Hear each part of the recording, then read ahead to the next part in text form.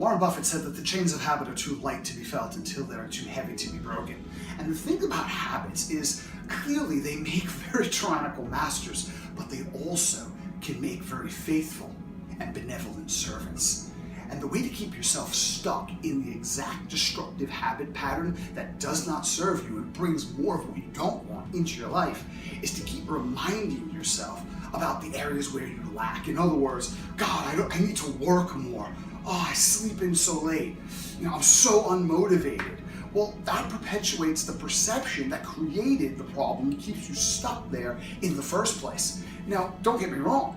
That could be a good starting point because it illuminates an area of frustration in your life, indicating that something needs to change.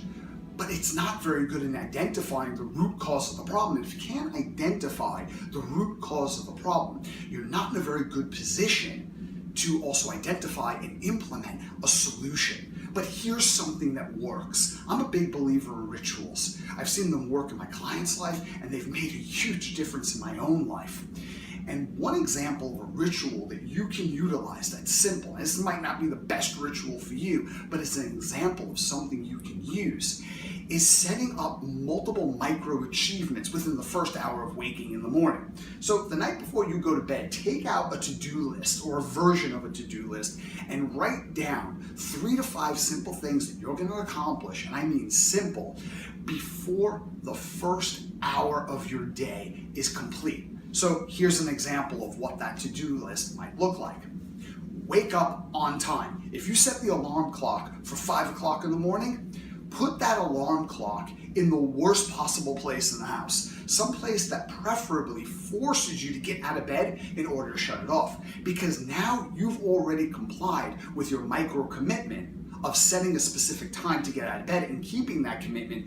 You have to make a brand new decision now to walk all the way over to your bed and go back to sleep, breaking that commitment. So get up when you say you're going to get up. Number 2, make your bed the very first thing in the morning. Before you do anything, make the bed.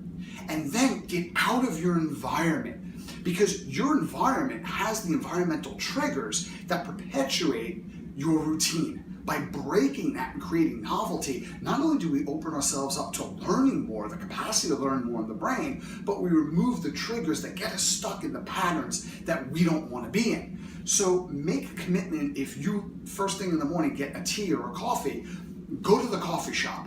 But if your coffee shop is around the corner, go to the next furthest coffee shop, forcing yourself to walk, and walk at a pace that you can count as daily exercise. Not the sum total of your daily exercise, but part of your exercise routine. So even before you get to the coffee shop, you've done something that you might struggle with doing. Now, when you get to the coffee shop, because you've engaged in exercise, you've created the physiological environment to enhance your learning. So open up a book whilst you're having a cup of coffee that pertains to something you want to change in your life or your work, or something that inspires you for the rest of your day. So you've already engaged in some act of learning and development. Then take that walk back home again, not a leisurely walk, a very brisk, purposeful walk back home.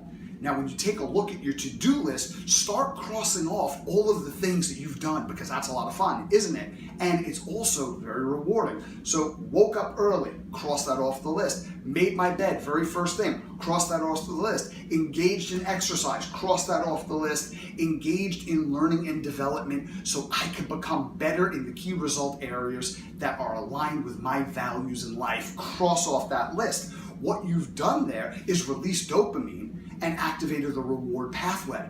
So not only are you experiencing a reward from the micro achievement that you've accomplished within the first hour of waking, but you've actually programmed your brain, for lack of a better phrase at the moment, to seek out tasks that it can complete and areas of achievement that it can engage in later on in the day to get your next dopamine fix. So you're utilizing motivation to work for you.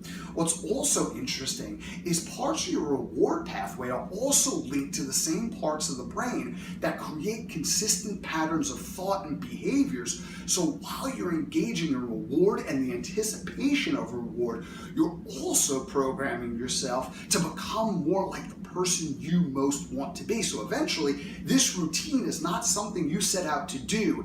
It is hardwired as part of who you are as a highly functioning, highly effective human being. And here's the thing.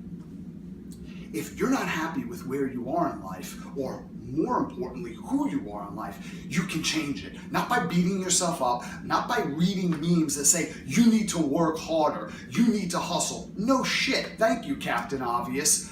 But by engaging in the behaviors, thinking about what type of person do I want to be, and what type of rituals and habit patterns would he or she have. Not necessarily thought patterns, because there's so many triggers in your environment every single day that create certain thought patterns that you might have not even been aware you were initiating. But engage in the behaviors that are in correspondence with that high-performing, inspiring person that you most want to be like. And eventually, that is not a ritual that you're engaging in. You become that person.